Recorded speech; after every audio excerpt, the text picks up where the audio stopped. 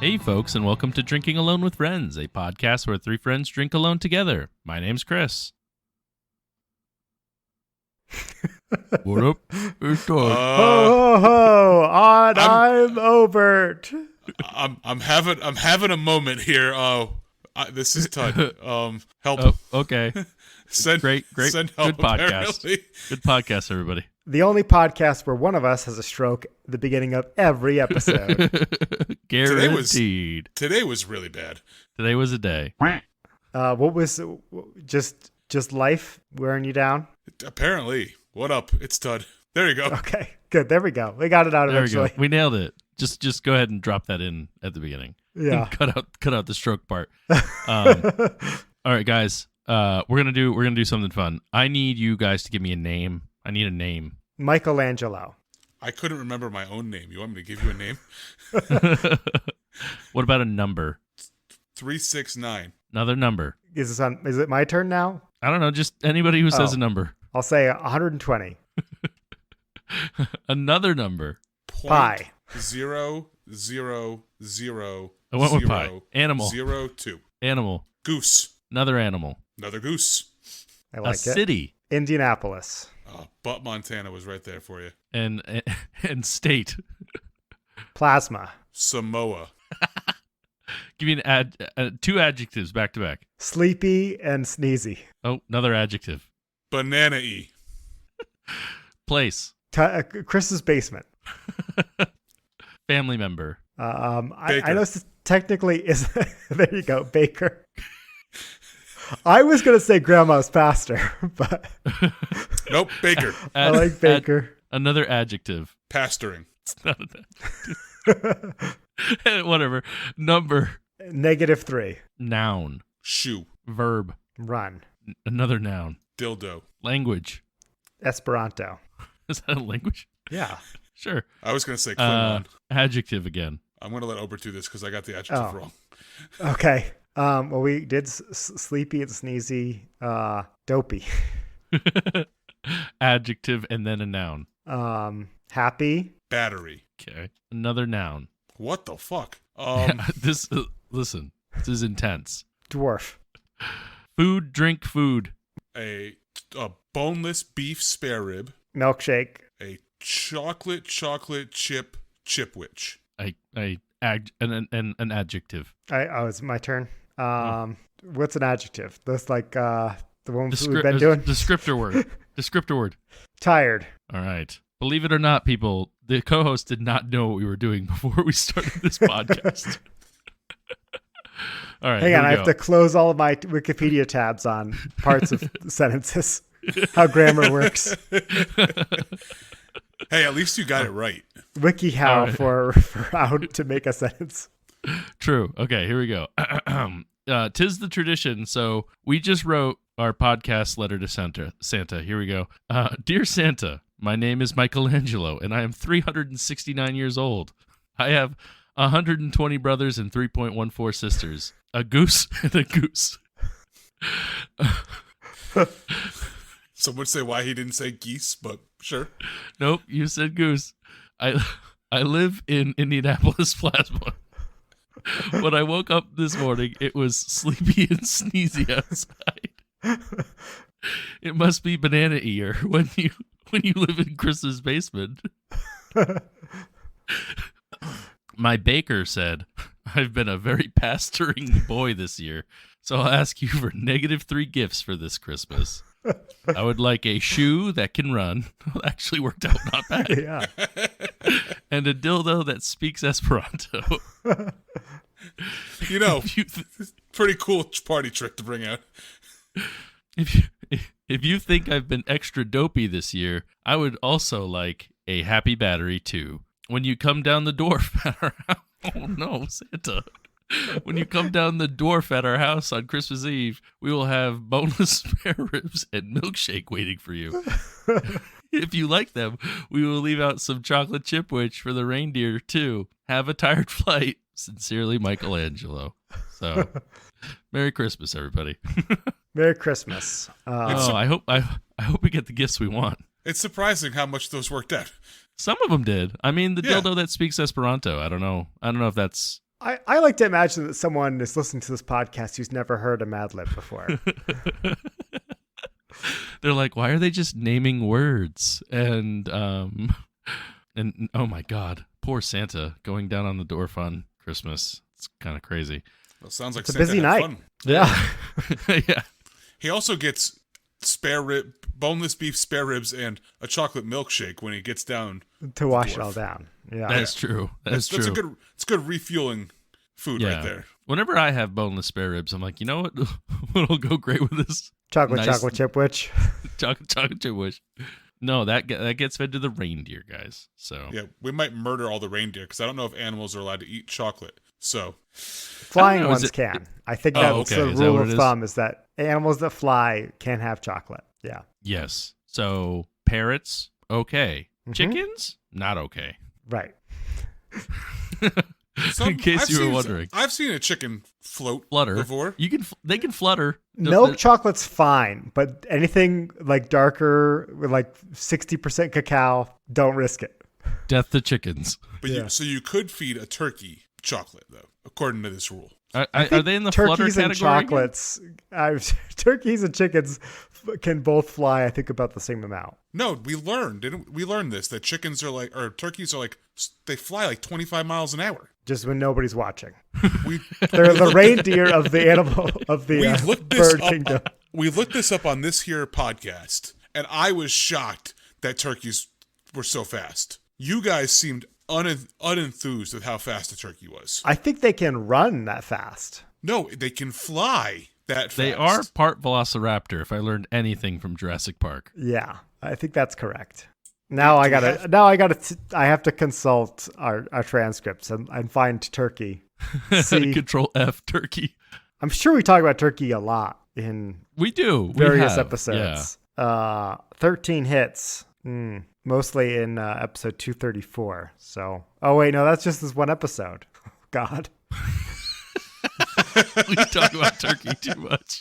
that was, I think, our Thanksgiving episode. So, Even was though our 4th turkeys of have July a bulky episode. body, it can actually fly at a speed of up to 55 miles an hour. This 55? I remember this happening. For how long though? Like, is it like? It says not very long. Oh, okay. and How that high also do they happens get to be out? flying straight down off of a cliff.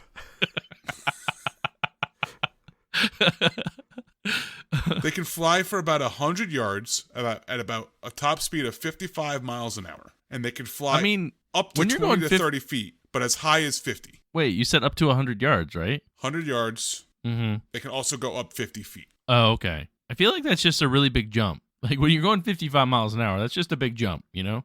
Just telling you. We talked You're about this. We talked about this year on this podcast. The one like 2 episodes ago. I learned this and I was shocked and you guys were like, "Oh yeah, turkeys are fast." You don't remember this? No, I don't remember this. I don't. I remember us talking about getting sponsored by Butterball. I remember that. Yes, that I do remember. I don't Are you remember. sure? us Are you talking sure about this was this podcast, not your other airspeed. turkey-centric podcast? Yeah, yeah. Do you have a secret avian podcast we don't know about? Oh my god. Listeners. Listeners. Gobbling alone with friends. I implore you. Gobbling alone. Do not leave me to gobble alone. Somebody has to remember that we had this conversation. Because I was shocked that turkeys can move that fast. Maybe it was a dream. Yeah, could it be? Maybe this You have knowledge the came to you in a dream. You have the transcript. I do. It basically says the turkey gets wet when it hears our voice. That's a true thing that we said on the podcast. This is Things from we said. episode 207. Things we said about turkeys. Gets wet. See, you're looking at the wrong episode. Well, I know, but that one was a funnier one. So, we also said it's probably got a gravy turkey stout in there somewhere. You want to go more recent? You want to go to 234? 233? We talked about cyber turkeys. Those are the turkeys that you buy on the Monday after Thanksgiving. Maybe those ones fly fast. Online turkey sales, though, they're crazy on Monday. And you were worried that we wouldn't have a use for the transcripts. It's already proving to be useful. I think I need to find a better way to quickly go through them, though. Yeah, we did talk about the turkey talk line in the outro. Yep. I don't know. I'm not seeing it, Chris or Tud, but type in speed on 238.3. Just in general. Okay. He's Google searching speed. 21 hits. Okay. I think one of your handles was how fast your internet goes. It's not looking good for me, guys. I swear we had this conversation. Episode 1, we had a Speedway Stout from AleSmith Brewing out of San Diego. 179, we talked about they basically online speed dating sort of blasted into space. I want to learn more about that. But I think it's Love is Blind as a handle was what that was. That's the context on that one. I'm sorry, Tud, but remember, you didn't remember your name at the start of this episode. So That's also true. It's true. It's true. Oh, man. I'm sorry. I got to admit, I feel like I haven't been present in this podcast. I've been 2 in the transcripts. I got to get back. I owe it to my co-hosts and our listeners. I'm here again. I do think it's funny measuring with one of those like guns that you use to see how fast somebody throws a pitch. But instead, it's a turkey splatting on the ground and being like, checks out to me, 55. How fast can you go 100 yards in going 55 miles an hour? What's that, like, I don't know, a second? Like a couple seconds? Yeah, couple seconds. Is that like... I feel like Robert's just making this up now. He has no idea. Yeah. Neither do I. I'm thinking the engineer amongst us. He could easily figure this out. Yes-anding the math. Yeah, just like, so like, okay, so is it really flying or is it just one big fast jump? Okay. With if that was the case, moving. people would say that turkeys are have the longest jump out of any animal, because can't name you an animal that can jump 100 yards. I bet I'm sure there's some blue flapping. whale or an orca could probably jump that far. I'm sure there's some flapping. Yeah. Some flapping. We have to go to YouTube. We're gonna have to watch see turkey jumping or something. Welcome to our new podcast, Turkeying Alone with Tud, where Tud tells us turkey facts. We're done with the beer. We had a good run. Beer's over. We're over it. We don't drink that anymore. We just talk turkey. Yeah. You might be wondering, what are we going to talk about on this episode that comes out the week before Christmas? No. And like a couple days before Christmas. We started strong with a letter to Santa and then diverted right into turkeys. We just can't get those little gobblers off our mind. I know. Listen, would you expect anything less from this podcast, listeners? No, they really don't. No, they don't. They don't even expect a podcast most weeks, I'm sure. Oh, okay, man. Chris, I hear you have a turkey for us to jump this week. Yup, I got a turkey to jump. I actually have like a very large turkey and a turkey that I am thankful for. 22 ouncer. 22 ounce. I'm thankful for this turkey because it's actually one from a co-host of the pod. It's not every day you get delicious beers. And this one happens to be, I think, the most infamous of beers that we've had on this podcast. And, I was going through and I was like, you know what? It's our Christmas/turkey episode. What can I have to celebrate the holiday season? So I put in my 2022 Rusty Nail. So, here it is. Look at that. Yep. Look my at that 2022 sexy red wax. I know. I hope it doesn't taste bad. There's not enough turkeys on that bottle. No, I know. One thing's for certain, Chris will gobble it up. I will. Gobble. Try not to drink it as fast as turkeys fly, though. You can't. You can't, or else you'll drown. That's how fast.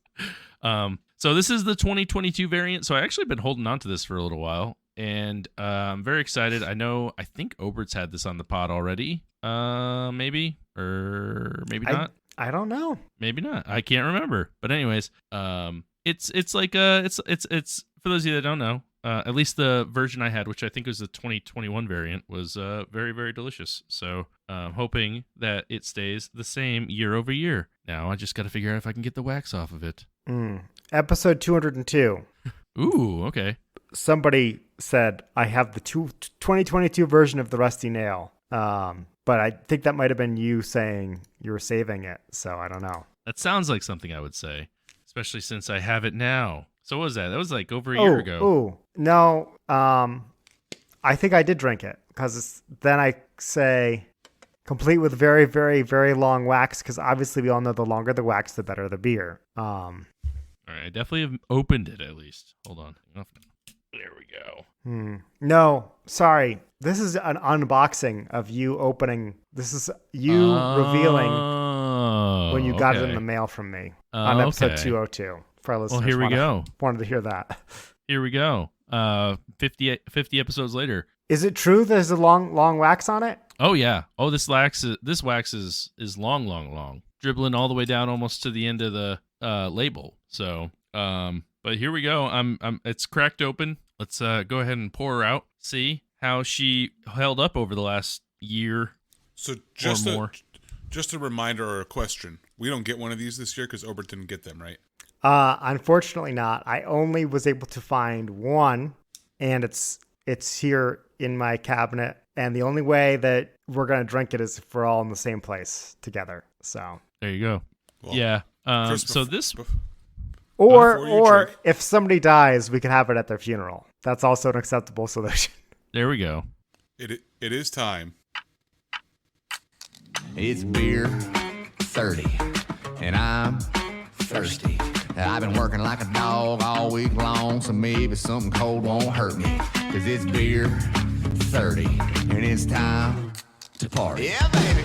Yes, baby. So for those of you that are following along at home, this is an imperial oatmeal stout brewed with licorice, cinnamon bark added in aged in bourbon barrels. So a lot going on, and I just want to say, generally not a licorice fan personally, but if it's anything like the one I had last year before, a couple years ago, I'm not worried. So it's also 13.6% alcohol. So this is definitely a life choice that I'm making. So I poured it out. I poured it out. Now it's gone. Who's next? No, I went ahead and poured it. No head. I don't know if that's a typical thing for these kind of beers. No head. It's gone. Dark as night. I'm gonna go ahead and I'll just, for sake of continuity. Oh yeah, nothing. Not a peep of light going through that thing. So we're made in the shade like lemonade. I did take it out when we started recording, so it's come a little bit more room temperature, so that's good. So here we go. Let's see. Is it gonna live up to the Mr. Oscar award winning 2021 version, I believe, which was beer of the year. So smells pretty delicious. So let's go ahead. Red Solo Cup, I fill you up. Let's have a party. Let's have a party.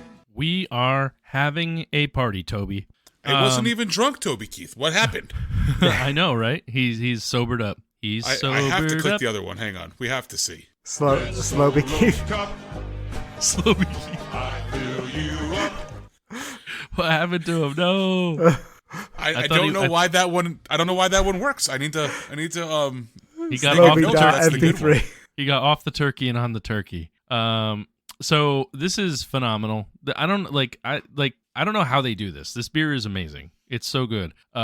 It has now it does have some of that, like, you can definitely tell there's licorice in it, especially reading the bottle. You're like, okay, there's definitely some licorice in it, but you get this like nice like oatmeal stouty, like heavy thick goodness up front, and then it does get like it bridges into a licorice kind of flavor, but instead of leaving you with like an anise aftertaste, it then hits you with the cinnamon, and it's just like a perfect ending to an amazing sip. So it adds a little bit of that. The licorice doesn't add like as much licorice flavor so much as it adds just like a little bit of sharpness in the middle, and then it comes back with the cinnamon at the end. And it's just like so good. The bourbon barreledness, it is definitely it's prevalent. It's got bourbon barreled notes to it, but it's not like some of these other ones where all you taste is like this heavy bourbon. I don't know. This beer is just, it's so good. It's just so good. It's so good. I don't understand how they make this beer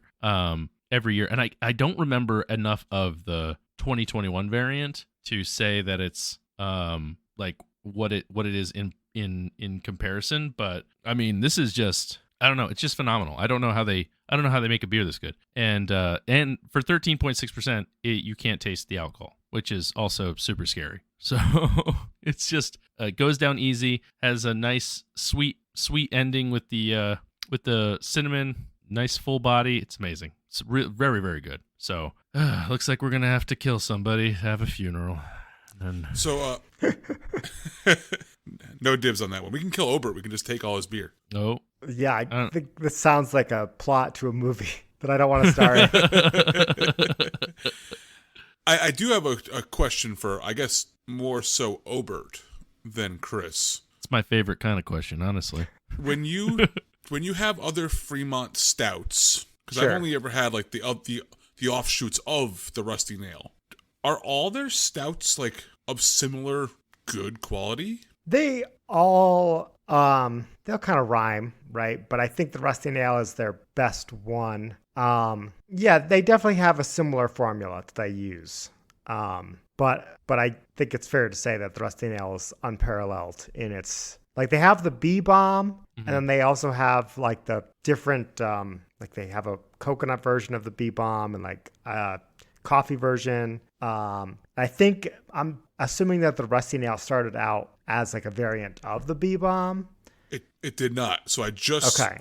So the reason I asked this question is I was trying to get an idea of how to clone brew the Rusty Nail.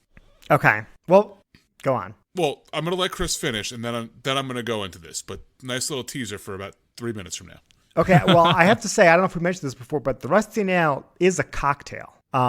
This is like how to make the beer. Sure, but the beer is based off the flavor profile of the drink that you can order at a bar called a Rusty Nail. Oh, really? Yeah, which Oh, I think I might be that like a licorice cinnamon whiskey type drink. But Chris, you go on your review and I'll look up the cocktail, and then we'll all have something to contribute here. Okay. Yeah, and actually, funny you guys mentioned, I was deciding between this one and a B-bomb variant that I have back there. So went with the Rusty Nail because it's tried and true, and I was like, you know what? Delicious I don't beer. like this new Untapped No, it's logo. ugly. Yeah, it's ugly. Yeah. Don't like it. Yeah. It's like pukey green, retro pukey green. Yeah. Yeah. But I think this is phenomenal. Even being over a year old, I guess. I mean, at this point. So I am going to give it a very, very high 4.75 because it's extremely, extremely good. I don't know. Maybe I should give it a 5. I have no idea, but I already said 4.75, so that's what I'm sticking with. Because no notes, like it's no notes. It's perfect. I don't think I would change it. So it's a Tud 4.75 is what you're saying. I guess so. It's like, I think I gave the other Rusty Nail a 5. I think you did. Yeah. Damn it. I don't know. Anyways, I said 4.75. That's what I'm sticking with. Maybe it's unceremoniously a 5. A begrudging 5. Everybody's favorite kind yeah. of 5. Exactly. 4.75 4.75 from the Russian judge. Just to confirm, this is not the Rusty Nail 2022 on Nitro, right? No, it is on bottle. Just wanted to ask. Well, Gotta I mean, clarify. it depends on which one I'm closer to. I don't want any controversies. So, what do you think 2,157 other people on Untapped thought about this? Other nailers, that's what we call ourselves. I think it's going to be insanely high. I mean, they always are, but it's like how high? How high is too high, right? Between a 5.1, 5.2. Right.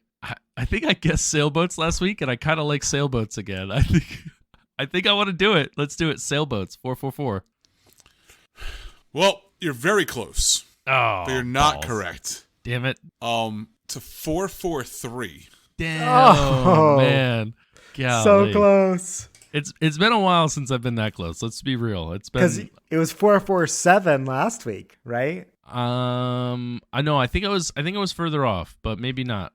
I remember making the joke of it being like 4, and then the last digit was wrong. Consult the transcript. Well, because What was it? I didn't get the point. So like, you got closer though, right? I think Someone I got did. close, or Tud did. Yeah, something happened. I don't know. I got bamboozled. But anyways, 0.01, baby.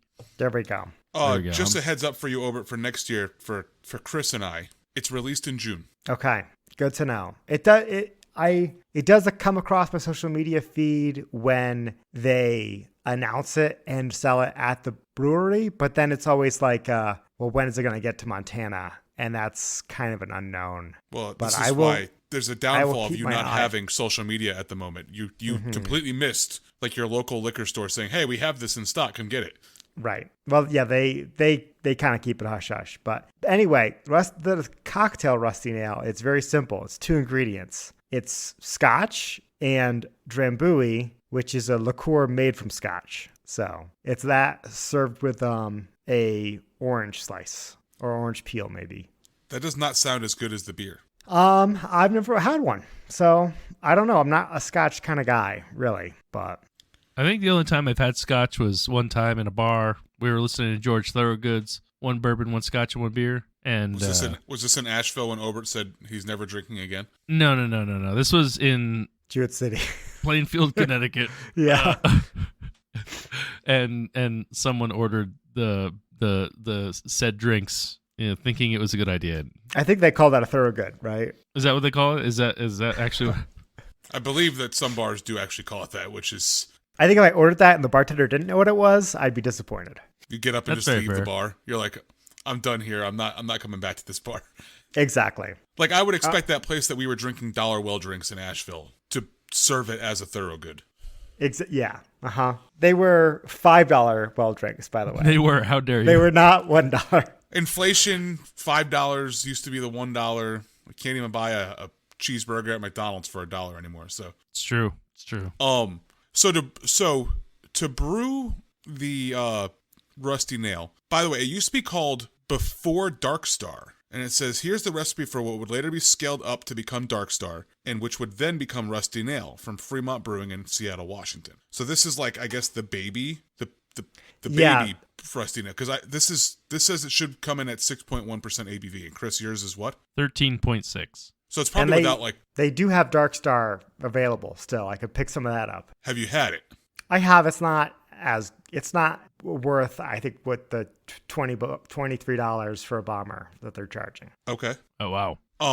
So basically, just to give away what this is, it's 2-row malt, oats, crystal malt, roasted barley, chocolate malt, and carafa 2. But what gives it its unique flavor is that it uses Horizon hops, a third of a stick of brewer's licorice at 15 minutes in the boil, Cascade hops at 10 minutes, and then it's aged with 2 cinnamon sticks for a 5-gallon batch at the beginning of fermentation, and they use Irish ale yeast. Well, this is the clone recipe. This is right. This says this was provided by Fremont, though. Okay. Fremont published this recipe back in August 29th, 2018.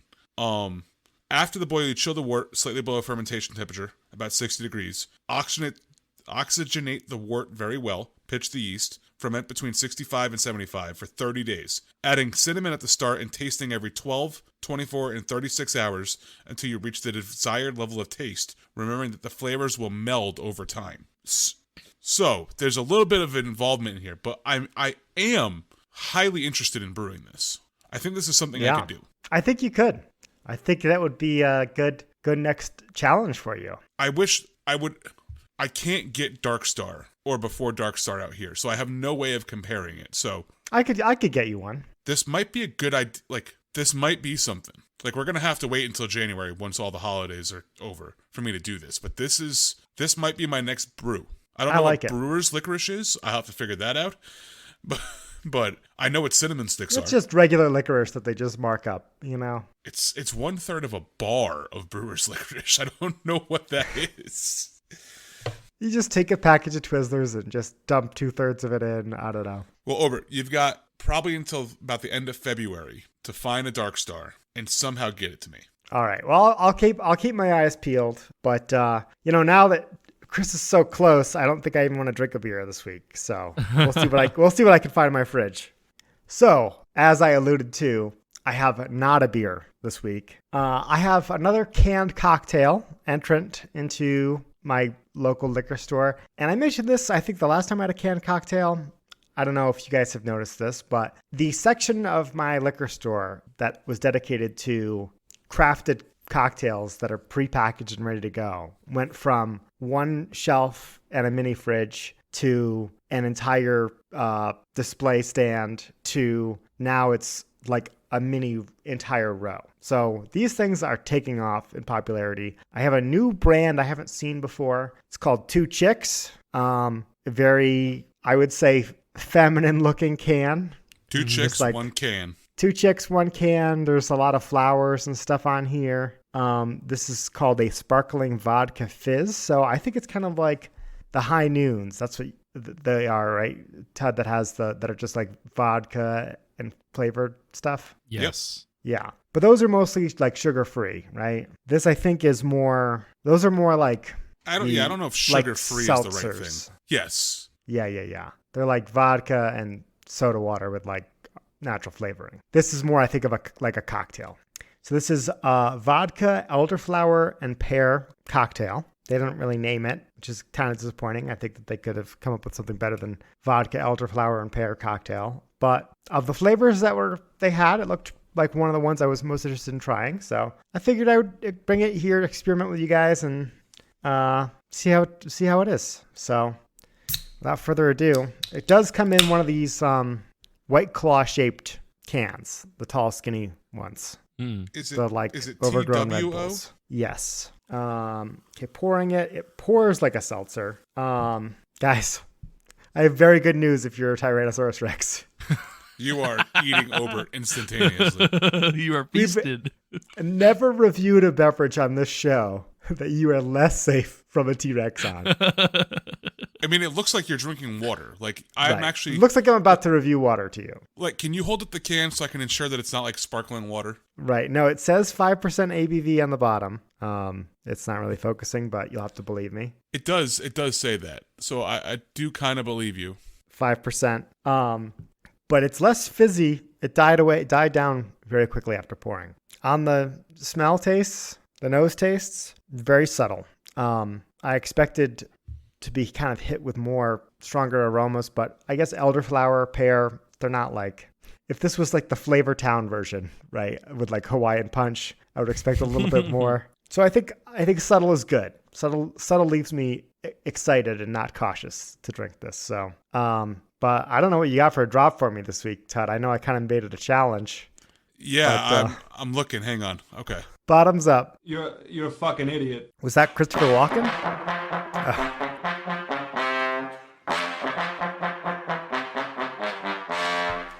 It was Christopher Walken, and then it was knock off Timmy Trumpets.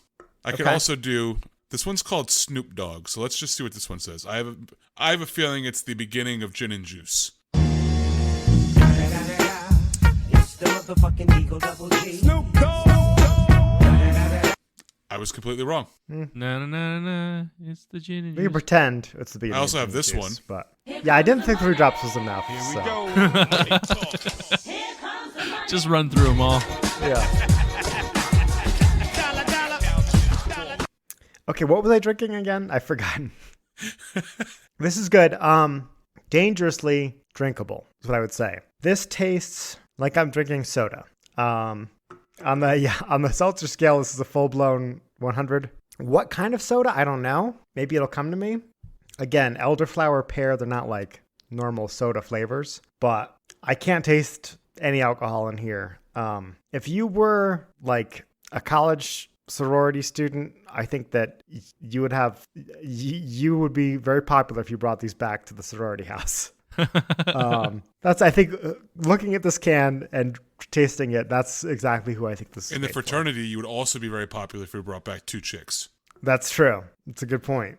Any Greek life, this is going to work out for you. 100%.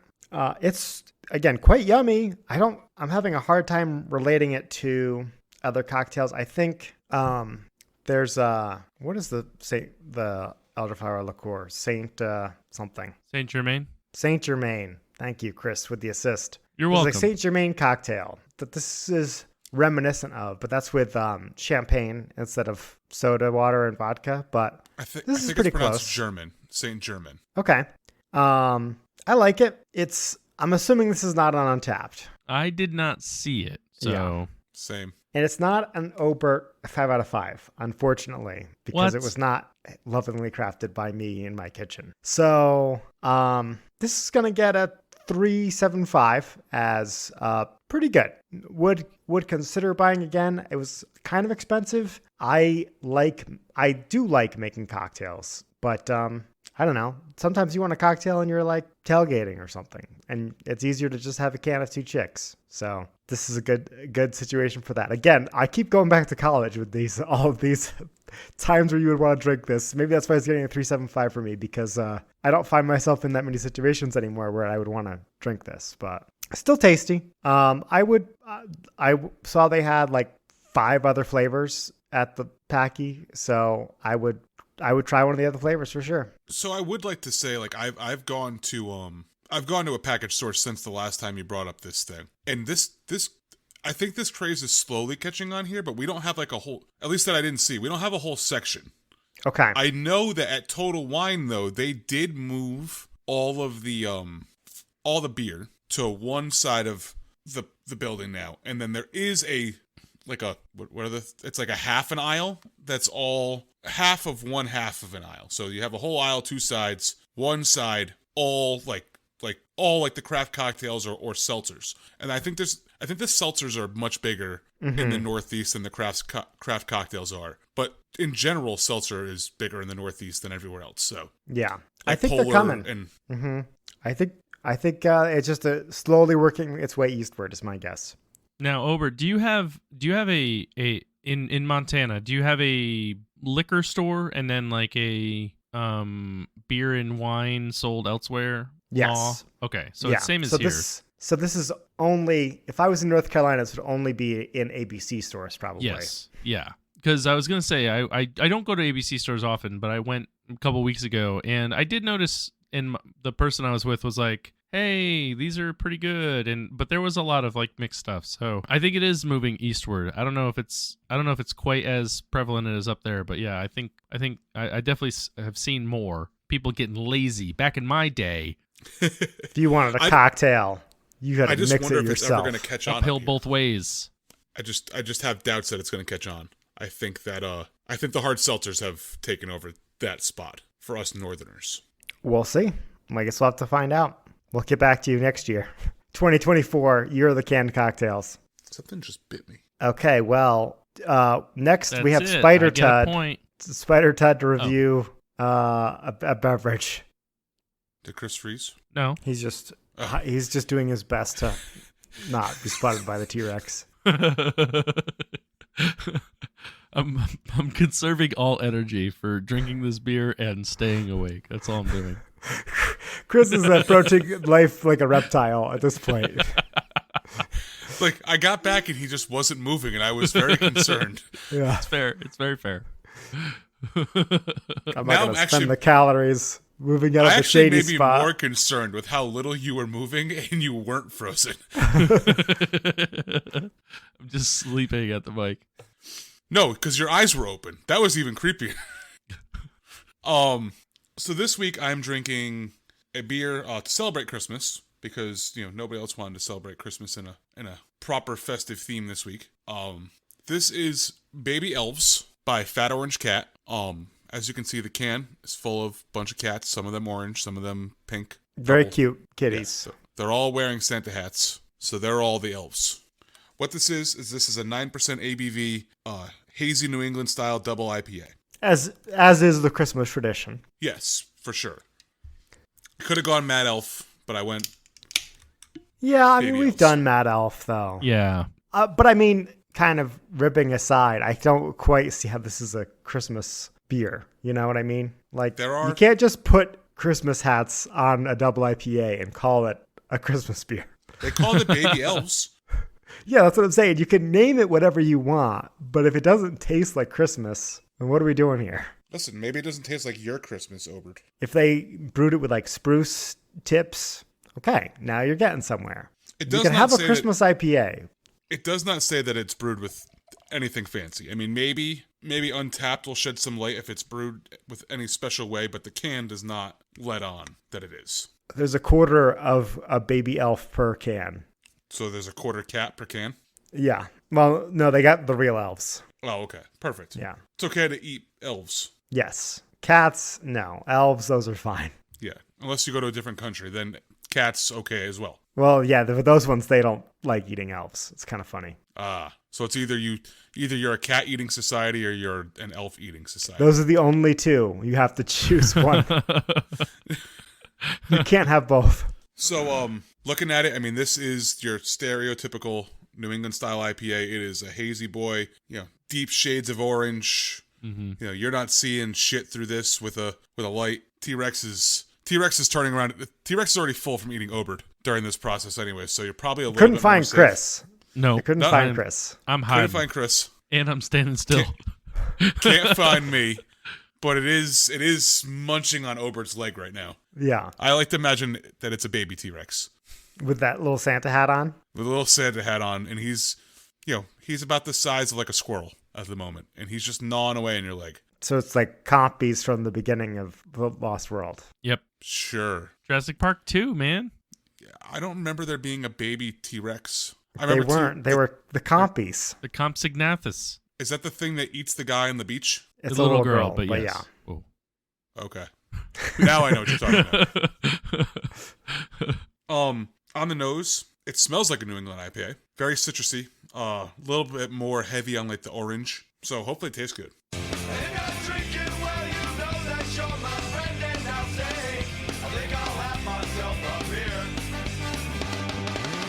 I'm not gonna lie. I expected like a 6-minute rendition of like Silent Night to be the drop. just it didn't stop. It just kept going. You can sing it for me if you want. No, that's okay. We all know how it goes. We know the song. Whatever you're envisioning in your mind sounds better than my attempt to sing it. I disagree. So this is very good. It's like a double version of Baby Kittens. I don't know if you guys, Chris, I think you can get Baby Kittens down in North Carolina, but I don't think you've ever had Baby Kittens. I don't think so either. So it's a very standard IPA. No booze flavor to it. Very citrus forward with, like I said, with more essence on the orange than any other fruit flavor. And then it kind of ends in like just a normal beer backbone. Reminds me very much of the stereotypical fat orange cat that we've come to know here in Connecticut. This is not launch. This is not severe tire damage. Like they don't do those styles of IPA anymore, which is very sad because there was once upon a time. Launch is so good. Yeah, there was once upon a time that Fat Orange Cat was like the shit. Like they were awesome. Listen, I'm gonna say it. Moving to 12% was terrible for them.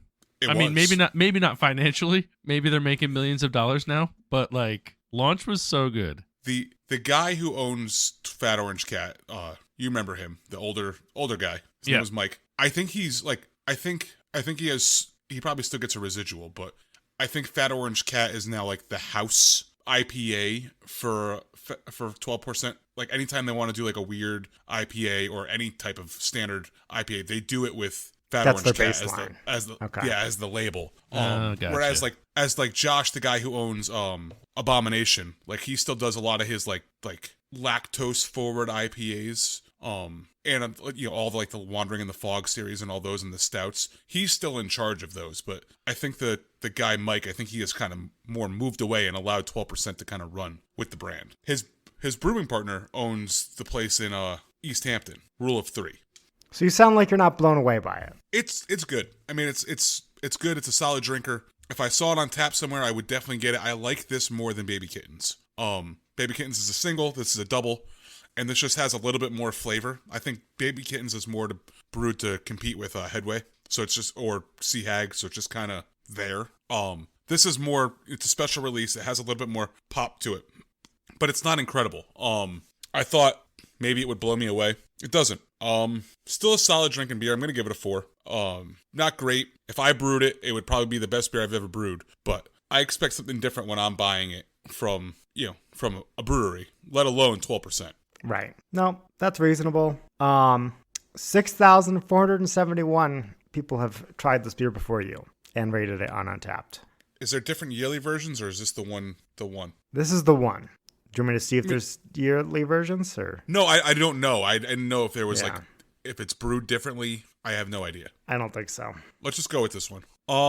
Still a good beer. Still has probably hop pipe to it. I mean, people love Fat Orange Cat. People love 12%. So I'm going to say it's going to be over a 4. 4.13. Points going to Chris this week. Yes. With a 4.06. There you go. Yeah. Boom. Second place. I mean, kind of makes it really difficult when he's 0.0 or 0.01 off. Yep. But yeah, your guess was pretty much in line with a lot of people on Untapped. A lot of fours on here. It's like, a good beer. This is great.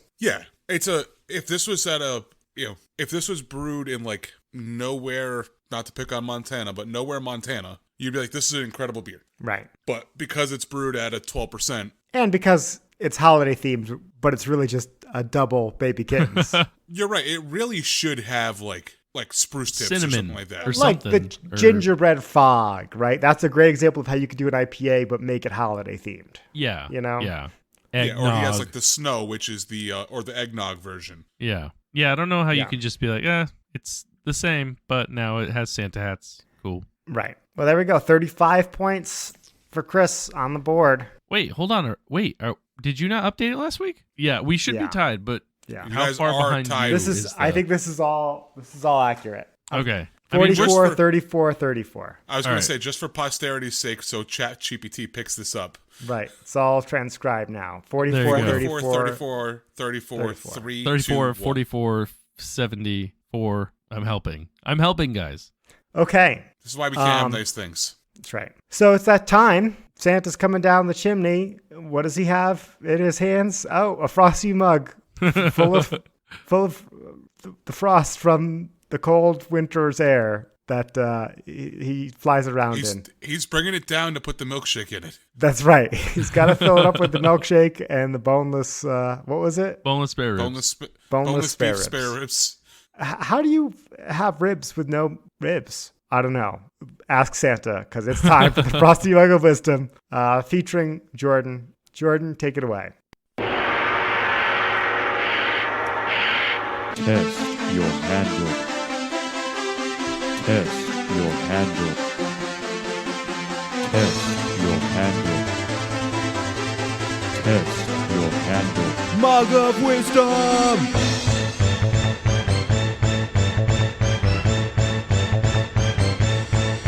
Drink.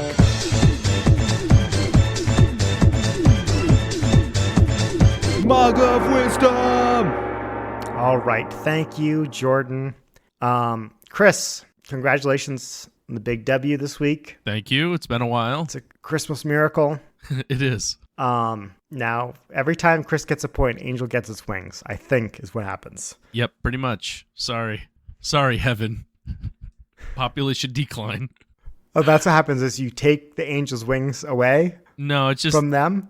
the angels are dying faster than I can win points to give new angels wings. That's what it is. Oh, I see what you're saying. Yeah, I yeah. understand now. We're not replacing the angel population is what we're doing. Right. Yeah. Don't worry. Enough of the angel hunters will soon starve out and the population will stabilize, I think. I think that's how it works, yeah. Yeah. But the mug is yours, fresh from the North Pole. I don't get to do this very often, so I'm going to give it to Tud to go first. Okay. Dawn Power Wash. Do it. So my handle this week is, you know what? I'm going to use a pair of shoes that I just recently purchased. So I'm also using a pair of shoes this week. Oh, What? perfect. Oh no, I have no shoes. And you guys both you guys both asked Santa for shoes that can run. Yeah, exactly.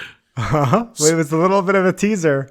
We didn't even realize it in the Mad Lib. But So I've been having problems finding a shoe that's been really comfortable for me. Don't know why. Just seems like for whatever reason, all the shoes that I own now all seem to hurt my feet. Maybe it's part of getting old. Maybe it's cancer. Who knows? Something happened to my feet that makes shoes uncomfortable. But I do consistently wear my toe shoes, which are like the barefoot like toe shoes to the gym. And I, work out in them. Those don't ever hurt my feet. It's like I'm walking around barefoot. And my feet don't hurt when I don't have shoes on. So I recently purchased a pair of Vivobarefoot hiking, or like they're called Vivobarefoot leather and wool hiking trainers with a barefoot sole. So what they are is they look exactly like a boot. Like you guys can see, they look like a real boot. But they have a flat sole that's very thin, but it has a lot of grip on the bottom. So it's basically like walking around barefoot with a normal looking shoe. So people don't go, hey, those are really interesting looking shoes you're wearing. People don't even notice because it's just a barefoot shoe. But the reason I bought these was because, while I can wear my toe shoes during the summer and it doesn't really bother me if people look at me and ask me questions, I'm worried about my feet being cold in the winter out in the snow with toe shoes on. So getting these has actually been really helpful. They're super comfortable. They slip on. They don't really have a sole, so it's like you're walking around barefoot, but they do have enough grip, and the grip is made by Michelin tire. So you have a lot of grip. If tires take 30,000 miles to wear out, I'm never going to wear these shoes for 30,000 miles. So these shoes should last, in essence, for as long as I want to wear them, or I die. Maybe Chris and Obert decide they want to drink that 2023 Rusty Nail. They come and take me out. They get all my beer as like an inheritance, I guess, kind of, sort of. I guess it's whoever murders who gets the beer. Again, this is the plot for the movie. We're still figuring it out. Yeah. Right. I feel like it's like a dragon's horde more so. We just get we get the spoils. Yeah, I am the dragon. You guys have to slay me in order to take my treasure. But these shoes are really comfortable. I've been wearing them a lot recently. My feet have not been cold. I wear them with socks because they're not toe shoes, so socks fit inside them just fine. Great shoes, highly versatile. You have a lot more feeling on your feet, like when you're like I was unloading a truck the other day wearing them, and you have a lot more grip and a lot more idea of where your feet are because you can feel the ground underneath your feet. It's fantastic. And if you're like me, my feet don't hurt in them, so check them out. Especially if your feet hurt in shoes and they don't hurt when you're walking barefoot. So I have two questions. First, do you wear them for prolonged periods of time on, like, say, concrete or things like that? Because my job, I have a hard time finding good shoes as well. But my building is, I don't know, 750,000 square foot of concrete. So, like, I don't know if that's... So I wore them this past weekend. I went down to Goosemas in Richmond, Virginia, and wore them the whole weekend. In the concert for hours at a time, feet were fine. Walking around all day on sidewalks and stuff, feet were fine. So I would say yes. However, I will say that it does take some time to get used to how you have to walk, because you can't just, because they're flat barefoot shoes, there's no cushion underneath your heel. So when you walk, you need to walk kind of like flat, I guess. Okay, I see what you're saying. And not strike with your heel. No, okay. Because if you strike with your heel, you're going to be in for a bad time. You'll learn really, really quickly not to do it.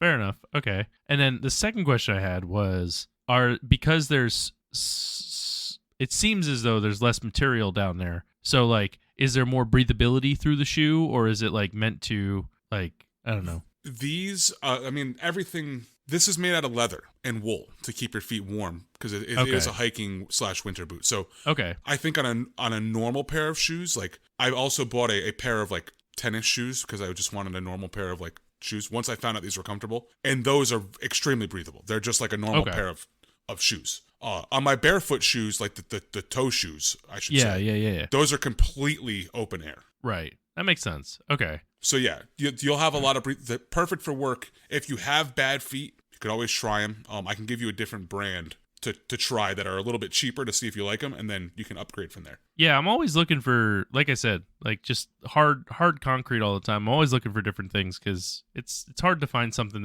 especially something that'll last more than 3-4 months and then they get worn out or whatever. So yeah, these might be good for you then. I mean, it's just like you just have to change. You have to switch it in your mind that you're walking barefoot versus walking with shoes on. Like if you walked around your building with no shoes on, you'd be perfectly fine. Fair enough. Okay. Interesting. I like that. That's neat. I'll send you some more. All right, Obert, I need more shoe recommendations. More footwear. So mine's a shoe for inside. Okay. We're starting off good. So, well, it's for inside your house, I'll say. Oh, okay. And these are my LL Bean slippers. Ooh. Yeah, let me get the name right here. Todd has the same exact pair. Just took them off my foot live while recording. Yeah, they are the men's Wicked Good Moccasins. They're so wicked comfortable. Yeah, the thing they're when you first get them, right? I figured I'd bust this out now because it's getting to be winter, it's colder. Maybe you have a last minute gift you need to buy, or you're like me and you got a gift card to LL Bean for the holiday and you're like, what should I spend this on? Well, these slippers I really like because when you first get them, your foot's going to feel a little snug in there, and they are packed with this really fluffy insulating fur that as you wear it, the fur packs down around your foot and it's like perfectly molded to the shape of your foot. So they last a really long time, good grip, good warmth, and they're a little on the pricey side. I mean, I have like a $20 pair of slippers. These are like $90 pair of slippers, but they really are like the last pair of slippers you'll ever need. So good luxury slipper, again, for yourself, for somebody else, good gift. So I will say that I bought the non-furry ones. These are just full leather. If I could go back, I would probably buy one of each because, I guess that means I could just go buy a furry pair right now for myself. But in the summer, the fur I think would be too hot. But in the winter, the straight leather, not warm enough. It does get warmer once your foot warms up in there, and it gets a little bit, but it gets a little bit warmer. But at the same time, when it's all full leather, you know what also happens? Foot sweat. Yeah, So I don't like that. I would recommend going fur, personally. Yeah, especially, again, the thing I liked about it was because, like, as you wear it in, within the first week or so, you're going to really feel it conform to your foot. And it's again, like perfectly molded, you know? I'm with you. I think this has motivated me to buy another pair of slippers. It's not too late. You can ask for one for Christmas. I am tempted. Santa's still I at the got North them up Pole. right now. I'm tempted to bite the bullet on these. Always looking for good footwear. That's good tips this week. All right, so what do you got for us, Chris? You got good footwear? No, You have bad footwear? Yeah. No, I don't know if they're bad necessarily, but no, I don't have footwear. As you can hear, I am desperately calling all footwear callouts. No, I actually have a new movie that was recently released on Netflix. I know. E.T. I don't think so. I don't know who you are or what you did with my co-host, but I demand you return him. It's called Star Wars Episode 4. No. Right. No, actually, I was at work, and someone who also has kids, roughly my kids' age, was like, "Have you seen the new movie on Netflix named Leo?" And I was like, "I've not." She's like, "It's a kids movie, but it's really cute. You should check it out." So somehow coerced my kids to stop watching Paw Patrol and Cocomelon and all that stuff long enough to watch Leo, and we watched it together. Now it's a Happy Madison production, so Adam Sandler stars in this movie, and Leo is an iguana that is a class pet in, maybe not an iguana. What's another lizard? Lion. A lion. No. It's a lizard. Maybe. Okay, I'm gonna say iguana. If it's not an iguana, I'm not a lizard expert. A chameleon? Okay? No, not a chameleon. A gecko. No, maybe it is an iguana. Anyways, he's a lizard. He's a class pet lizard, and the whole story is he finds out that his life expectancy is 75, and he finds out that he's 74 years old. So So he thinks he's going to die, and he goes through the whole story of like kind of helping these kids in like, you know, some of their kid issues and things like that, and he ends up talking to them, which he's not supposed to do, blah blah blah. If you have kids, it's extremely cute. It's got some of that Adam Sandler humor that like adults will get more so than the kids will. And I don't know, it's just a really fun, really good Netflix original movie that you can watch with your kids. Or, I mean, honestly, I tell people all the time, like, I would watch it even if I didn't have kids. It's a pretty solid movie. So if you're looking for something, check it out. It's on Netflix. It's called Leo, and I don't know. I think it looks like that. It's just a really, really cute, really, really good animated movie done by Adam Sandler. So, you know, kudos to him. Oh my God. Cool. Maybe... Well, whatever. What's the name of the dying pet? Leo. You know, Leo the iguana. Very typical name for an iguana. It's just Leo. Yes. Yeah, Leo Netflix. Pops right up. Yeah. I'm looking at Wikipedia. It's not helping me. Aha. The tuatara. Leo the tuatara. Tuatara. They're reptiles from New Zealand. There you go. Despite their close resemblance to lizards, they are part of a distinct lineage. Yeah. So he's just a nondescript lizard in the movie. But he is a tuatara, which I've never heard of before. Anyways, it's a good movie. You should check it out. And Very it's cool. new. And it's new. It came out in 2023. So That is true. It was released on Netflix on November 21st, 2023. that's the so new, not this only is the newest is movie it I've new, ever put on this podcast. Not only is it new, it's less than a month old. Like, all right, I'm impressed. I mean, it took There a you kids go. movie for you to see it, but you also saw the Mario movie. That's also true. I have seen the Mario movie as well. Also on Netflix now. No, is it really? Yeah. Gotta watch Did not it, know Ted. that. I mean, I've seen it. I went to the movie theater and saw it.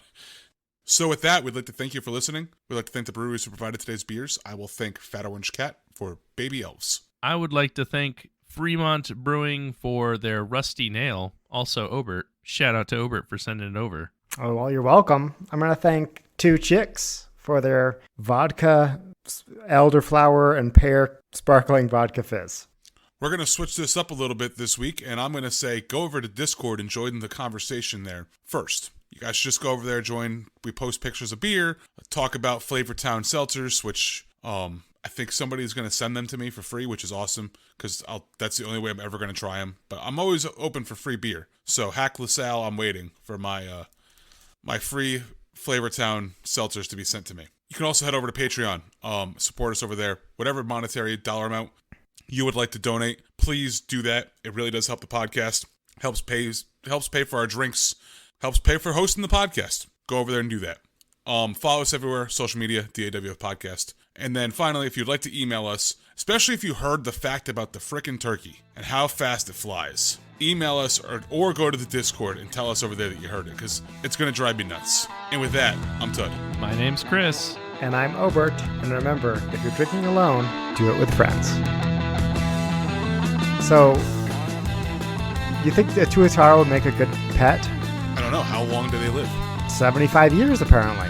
I guess you can only adopt the tuatara if you have a plan of someone who's going to take it after. You got to get your kids in on this to take it after you're dead. Yeah. It's like a parrot, you know? Like, they live forever. Tuatara have lifespans of much longer than 35. Ages up to 60 are common. And captive tuataras live to be over 100 years. Oh my god. There you go. I bet you they're going to be really popular now after this movie, though. Probably. They're going to be everywhere. So their average is 60.